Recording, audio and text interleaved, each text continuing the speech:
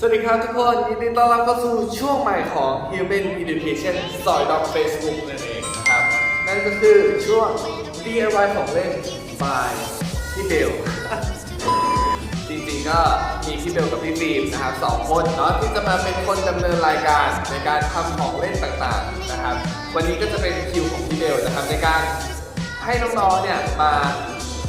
ประดิษฐ์ของเล่นให้กับน้องแมวกันนะครับวันนี้ที่เราจะทำก็คือบ้านแมวกล่องกระดาษแบบนี้เลยนะครับอยากจะบอกว่าทำง่ายมากนะครับทำ5 นาทีเสร็จคนจับเวลาได้เลยนะครับเราไปดูอุปกรณ์ก่อนดีกว่านะครับเพื่อไม่ให้เป็นการเสียเวลานะครับอุปกรณ์ที่มีก็คือ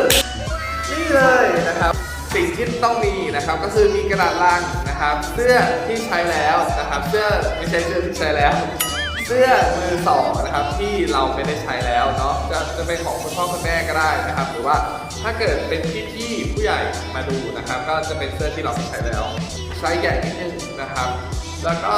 จะมีผ้าห่มนุ่งหรือว่าผ้าห่มหนูก็ได้นะครับที่ไม่ใช้แล้วเช่นกันเนาะหลังจากนั้นนะครับเราก็จะมาดูวิธีทำกันเนาะวิธีทำง่ายๆเลยอย่างแรกนะครับเราจะต้องพับกล่องกระดาษให้เป็นสี่เหลี่ยมก่อนวิธีการทำกล่องกระดาษก็ง่ายมากๆเลยนะครับด้านหนึ่งเนี่ยเราจะทำการยัดกระดาษเข้าไปอย่างนี้นะครับให้มันเป็นช่องว่างแบบนี้เนาะส่วนอีกด้านหนึ่งนะครับเราก็จะใช้วิธีการพับลงแบบนี้เนาะก็พับครั้งที่1ครั้งที่2ครั้งที่3นะครับส่วนครั้งที่4เนี่ยให้เราจับกระดาษแผ่นที่1เอาไว้นะครับแล้วเราก็ดันเข้าไปดันแผ่นที่4เนี่ยสอดเข้าไปนี่แล้วก็ปึ๊บเรียบร้อยนะครับมันก็จะได้สภาพแบบนี้เลยเนาะถ้าเกิดไม่ทันย้อนคลิปกลับไปดูนะครับหลังจากที่เราทำกล่องแบบนี้เรียบร้อยแล้วนะครับขั้นตอนต่อไปก็คือการใส่เสื้อให้น้องเดี๋ยวน้องหนาว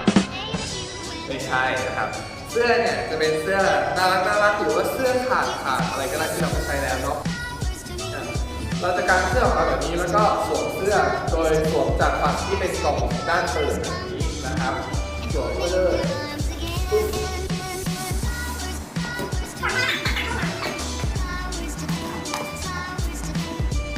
หลังจากใส่เข้าไปแล้วนะครับดึงเสื้อให้ลักษณะเป็นแบบนี้ก็คือให้ตัวคอเสื้อเนี่ยอยู่ระหว่างกล่องแบบนี้แล้วก็เอ็นลงมาด้านล่างนิดนึงเพื่อให้น้องแมวเข้าได้ง่ายนะครับหลังจากนั้นด้านหลังนะครับเราจะสังเกตว่าเสื้อมันฟอยอยู่ใช่ไหมเราจะใช้วิธีการพับเสื้อแล้วก็ยัดเข้าไปในช่องที่เราพับกล่องเอาไว้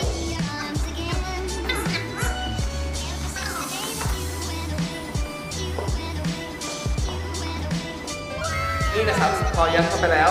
จะได้แบบนี้เลยนะครับส่วนแขนเสื้อทั้ง2 ฝั่งนะครับเราจะยัดเข้าไปในรูแบบนี้